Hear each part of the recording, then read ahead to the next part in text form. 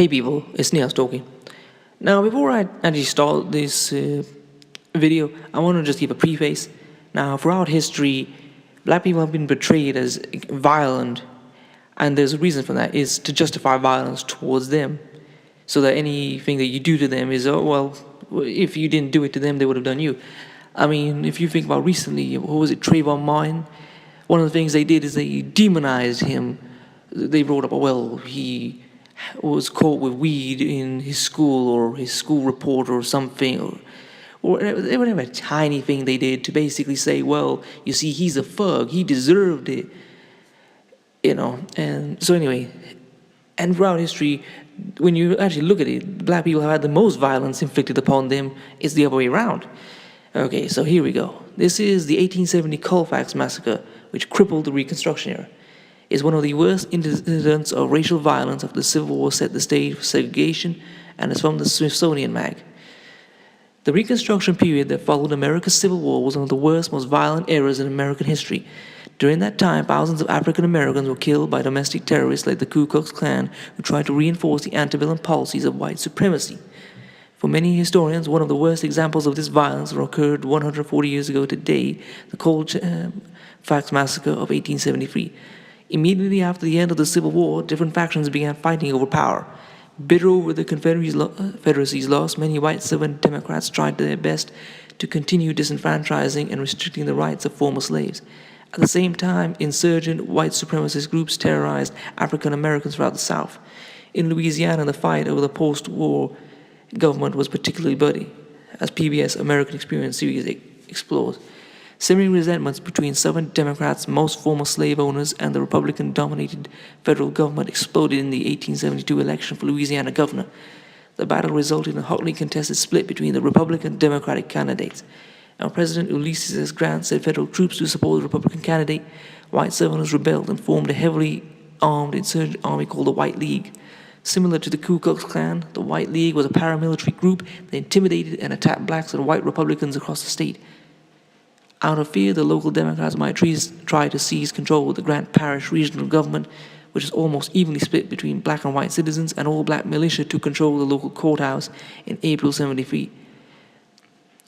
Soon after, a mob of more than 150 white men, most former Confederate soldiers, and members of the KKK and White League arrived and surrounded the courthouse. Bill Decker writes for the Lafayette Advisor, after firing a cannon on the militiamen inside the courthouse on April 13th, the two forces fired at each other until the black defenders were forced to surrender. But when they surrendered, the white mob murdered many of the black men, shooting at them and hanging some. Again, see that they had surrendered, but as far as they were concerned, they were going to kill them no matter what. Historians aren't sure how many people died in the end, but while records show that the massacre resulted in the deaths of 3 white men, it's estimated that anywhere from 60 to 150 African Americans were killed. The bloodiest single instance of racial carnage in the Reconstruction era, the Colfax Massacre taught many lessons, including the lengths to which some opponents of the Reconstruction would go to regain their accustomed authority. Historian Eric Foner writes in The Reconstruction, America's Unfinished Revolution, 1863 to 1877. Among blacks in Louisiana, the incident was long ago remembered as proof that in any large confrontation they stood at a fatal disadvantage. While the massacre made headlines across the country and 97 members of the white mob were indicted, in the end, only 9 men were charged of violating the Enforcement Acts of 1870 and 1871, sometimes known as the KKK Acts, actually the Ku Klux Klan Acts, intended to guarantee the rights of freedmen under the 14th and 15th Amendments. Lawyers for the victims believed that they had a better chance of bringing the leaders to justice in a federal court, citing conspiracy convictions, instead of charging them with murder, which would have been tried in the heavily Democratic state courts. Well, the plan backfired. The defendants appealed, and when the case eventually came before the Supreme Court in 1876, the justices overturned the lower court's convictions, ruling that the Enforcement Act applied only to actions by the state, not by individuals. State as in the nation state, both the state government and the federal government. The ruling essentially neutered the federal government's ability to prosecute hate crimes committed against African Americans. Without the threat of being tried for treason in federal court, white supremacists now only had to look for legal loopholes and corrupt officials to continue targeting their victims. Gates reports, Meanwhile, principles of segregation were beginning to work their way into law, with Plessy v. Ferguson officially codifying separate but equal just 20 years later. The Colfax massacre was more or less ignored until the 1920s, when local officials raised a monument honoring the free white men who died in the attack on the courthouse, which called the battle a riot. In 1951, officials marked the site of the massacre with a plaque, once again calling it a riot, that marked the end of carpetbag misrule in the South. The plaque still stands to this day. Now, two things I want to talk about, which is, first off, the court ruling, United States v. Cruikshank.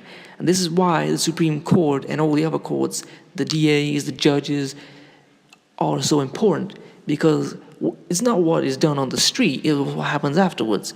And these courts often gerrymander and kangaroo court the verdicts that make no sense, because that ruling in United States v. Cruikshank basically said, well, legalized the Ku Klux Klan and unleashed a wave of anarchy and violence for decades. And secondly, look at this. You know, people often say, oh, well, what regarding these Confederate monuments, they're just statues. What's the big deal?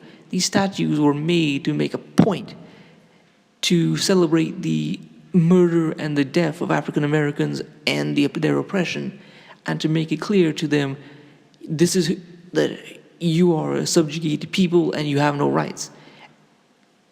So they symbolically must be removed. Anyway, I hope you like this story. I hope you like this video. Please comment, rate, share, and subscribe. Peace, family.